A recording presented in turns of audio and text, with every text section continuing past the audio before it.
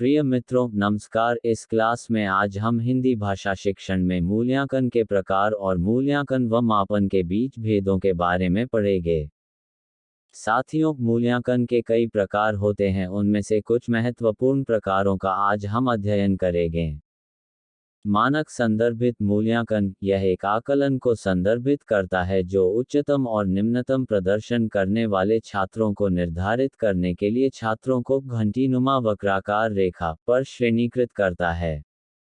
इस पद्धति का उपयोग यह समझने के लिए किया जाता है कि समान अनुभवों वाली पूर्व निर्धारित आबादी की तुलना में छात्रों के अंक कैसे हैं। मानदंड संदर्भित मूल्यांकन, उसे न्यूनतम दक्षता परीक्षण भी कहते हैं। इसका अर्थ है कि एक मूल्यांकन कार्य में एक छात्र कैसे करता है, इसके बारे में शिक्षक के निर्णय उन मानकों और मानदंडों पर आधारित होते हैं जो पूर्व निर्धारित होते हैं।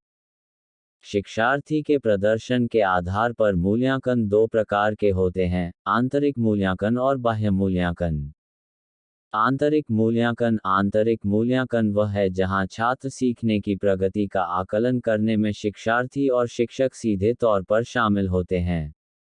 इसमें मूल्यांकन का कार्य जो शिक्षक पढ़ाता है वही शिक्षक करता है। इग्नू कार्यपत्रों में गृह कार्य, असाइनमेंट, व्यवहारिक गतिविधियां, संपर्क कार्यक्रम, परियोजना कार्य, शोध प्रबंध आदि ऐसे साधन हैं जिनके माध्यम से आंतरिक मूल्यांकन किया जाता है।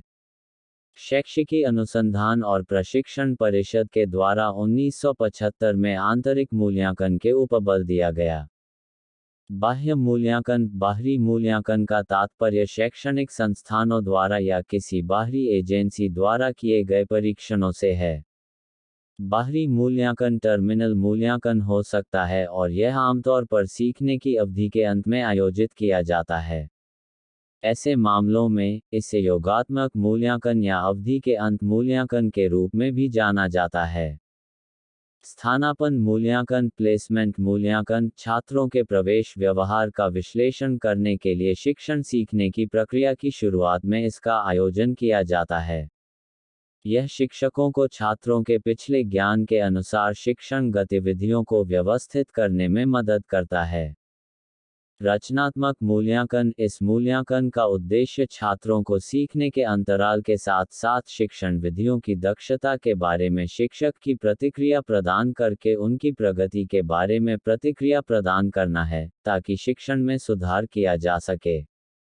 पाठ्यांतर्गत मूल्यांकन, पाठ पढ़ाते समय जब मूल्यांकन किया जाता है तो उसे पाठ्यांतर्गत मूल्यांकन कहते हैं। यह शुद्ध उच्चारण की स्पष्टता और अर्थ ग्रहण की जांच हेतु प्रश्नों पर आधारित होता है।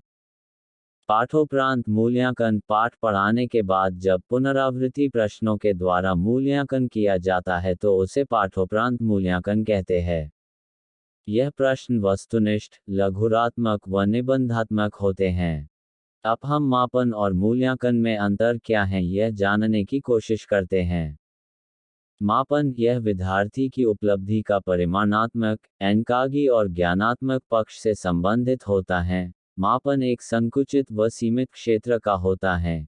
यह मात्रात्मक होता है। यह मूल्यांकन प्रक्रिया का ही अंग है। यह प्राचीन संप्रत्यय है। इसमें समय, श्रम व धन कम लगता है। इससे निदानात्मक व उपचारात्मक शिक्षण नहीं हो सकता है। इससे शिक्षण प्रक्रिया में सुधार नहीं हो सकता है।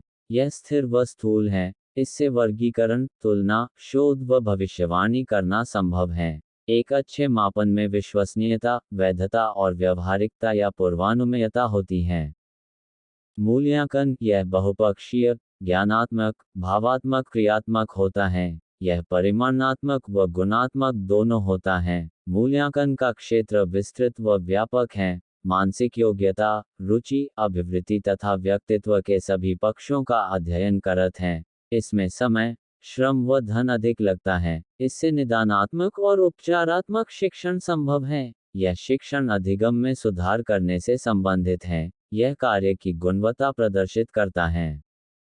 प्रिय मित्रों, इस क्लास में हमने हिंदी भाषा शिक्षण में मूल्यांकन के प्रकार और मापन व मूल्यांकन के बीच संबंधों के बारे में जानने का प्रयास किया है। अगर आपको यह क्लास पसंद आई है तो हमसे टेलीग्राम पर जुड़ना न भूलें। सर्च करें उपकार क्लासेज जोधपुर।